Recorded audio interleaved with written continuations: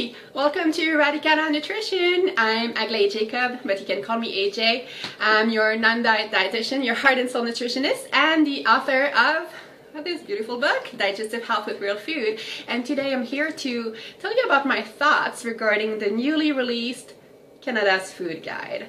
I don't know if you can see it, but it's online. You can Google Canada's Food Guide and see it a little bit more clearly if you cannot see it here.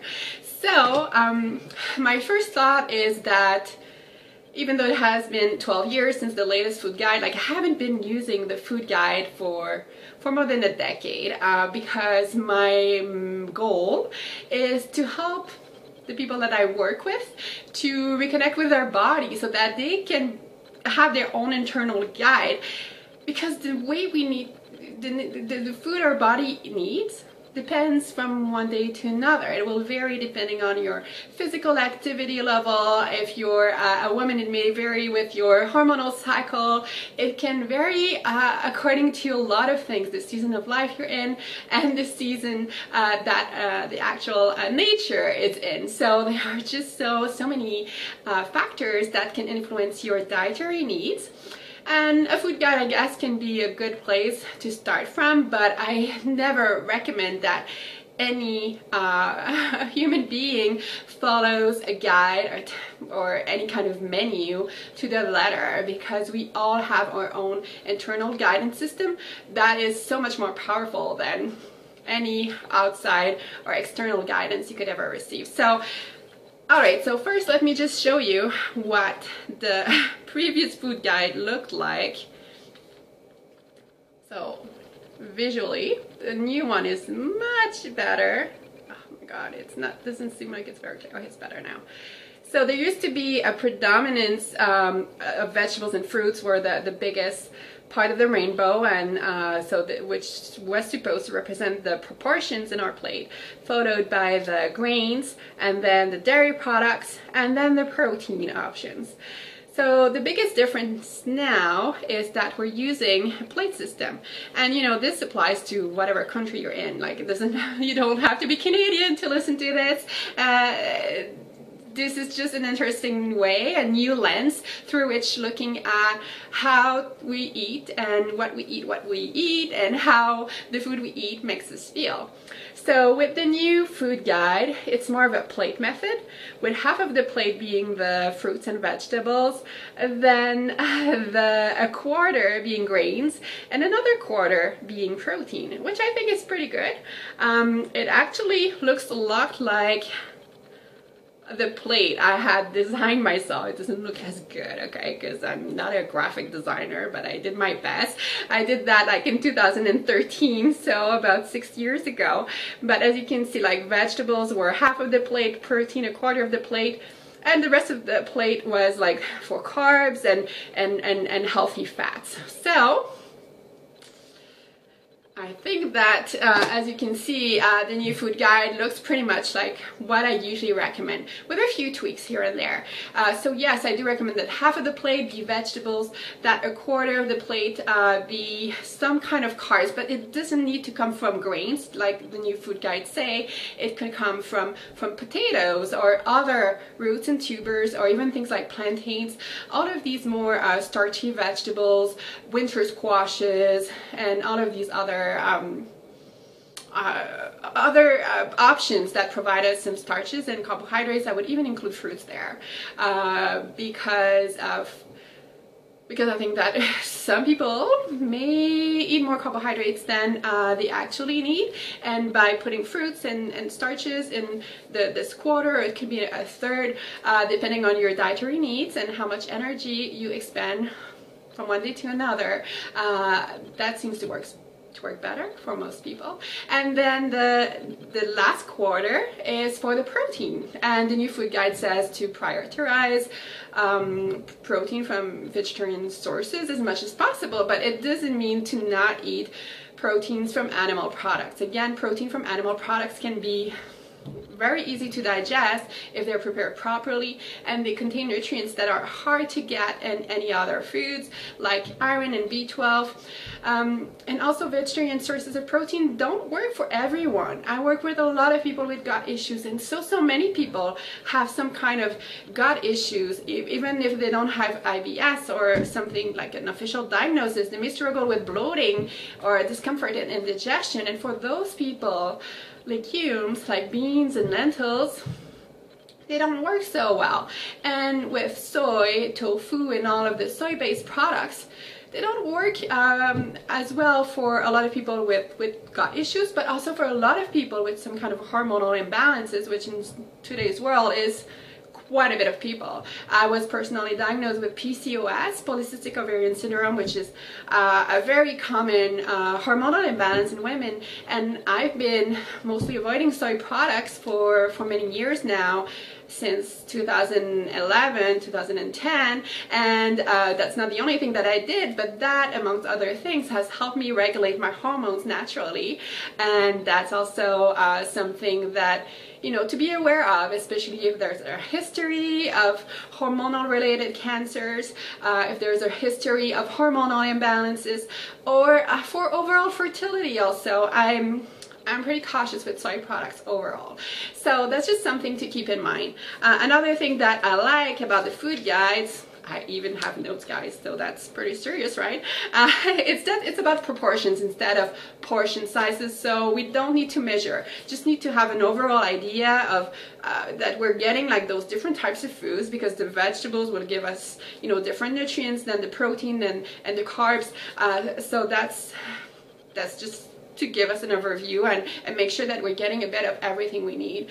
In the plate that I designed myself, I added healthy fats, which we don't see in the new Canada's Food Guide plate, which is a shame really, because those healthy fats are so important in helping us better absorb all of the fat-soluble nutrients and antioxidants that are in so many of the other foods that we have on our plate. And it's also so important to slow down the digestion process so that our blood sugar levels are stable, more stable over a longer period of time. It also helps prevent cravings, and all of these, it helps with, because of that, it helps with our adrenal glands, cortisol levels, it helps with hormones overall. So I really do think that most people should include the equivalent of 1 to 2 servings of fat at each meal. Another thing that I don't like about the new version of Canada's Food Guide, I mean, it's not new that they say that, but for a very, very long time, for all the food guides that we've had so far, always caution us against saturated fat. Oh my god, saturated fat, run! So saturated fat are what we usually describe as fat coming from animal products, whether it is meat, eggs, cheese, cream, butter, those kind of things, and also coconut oil, which is kind of the exception from that doesn't come from an animal, but still is pretty high in saturated fat. So for years, we've been told that saturated fats are evil, and that they will clog your arteries and make you drop dead of heart disease. But this is not the whole truth. I've been trying to look at what evidence the Canada's Food Guide is using to base these recommendations on, but it's not very clear. But personally, I've been doing my own research. Not that I don't trust anyone, but I don't take anything for granted, and I do my own research, and I've looked into the literature. I studied as a conventional dietitian. I learned all of this stuff and those guidelines and everything that the government says and the food guide and blah blah blah. But when I got sick back in 2010 with my pretty severe digestive issues, and then my hormonal issues on top of that, and blood sugar imbalances, I threw a lot of that out of the window and decided I had to start from scratch. And I looked in the literature and found that there was a lot of studies and evidence and information and data that I hadn't learned in school. So, and it was pretty credible as well. So that showed me that there's no one size fits all first. And also that sometimes There are things that we think are true because we've said those things so many times, but it doesn't make them true. Like for a very long time, we used to think that the earth was flat, and everybody was saying that the earth was flat, but it didn't make it true. And it might be the same with saturated fats. Since 2010, and the first edition of my book was published in 2013, but I wrote it in 2012. And I have a lot of evidence and references in there showing why saturated fats may not be so bad after all. They're not the villains that we think they are. And one of the best proof that I suggest you go and find online is a study that was published in the American Journal of Clinical Nutrition in 2010. It was a meta-analysis. So meta-analysis includes many different studies so that we get all of the different subjects from the different studies into a pool. And there was over around 350,000 people followed for between 5 years and up to 23 years. And they looked at their consumption of saturated fat over all of these years and trying to see if there was any correlation or associations with their risk of developing heart disease or having a stroke. And guess what? Nada, nothing. Rien du tout. No, there was no correlation at all. And there was a lot of other studies that showed the same thing since. So, I am not afraid of saturated fat and dietary cholesterol as well. There's so much more I could say about that, but I put a lot of my thoughts around that and my analysis of the evidence in my book, Digestive Health with Real Food. So you can, and if you want more around this topic, I'm happy to do more videos. Just comment below and I'll do so.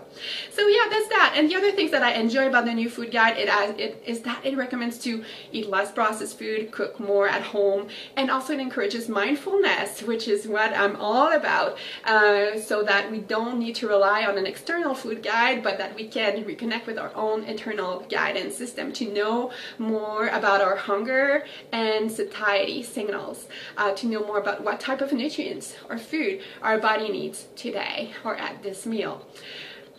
So that's really important to me. And there's also the social aspect of it, to eat with other people, which we know in the many studies that have been done on longevity. Sometimes I confuse the French and English word, but it's longevity, right? So the longevity studies have shown that, you know, the food is not the most important factor to determine how long we're going to live, but the social aspect, like having a network of people we love around us, is so much more important than the actual food we eat. So think about that. So that's it, really. That's what I would have to say. Yeah, I think that's pretty much it. And the one thing that I would add, it's, you know, it's not only about the food we eat, it's also about the quality of the food we eat. So as much as possible, if you can find local food, organic food, I mean, it doesn't have to be, you don't have to go crazy about it, but if you can find some more natural options that are closer to what nature would provide, go for it. But don't stress about it, because stress is definitely one of the most toxic ingredients we can have. So don't put it in your plate. So that's it. Those are my thoughts about the latest Canada's food guide, which I'm going to show you again here. So I hope that was helpful. If you have any other questions or comments or ideas for other videos you'd want me to do, let me know below. And until then, you can find me and follow me at Radicata Nutrition. That's my website, Facebook page, Instagram. So I hope to see you there. Have a beautiful day and week. Take care, everyone, and don't forget to not rely on any food guide and to listen to what your body says, because your body knows. All right, take care. Ciao.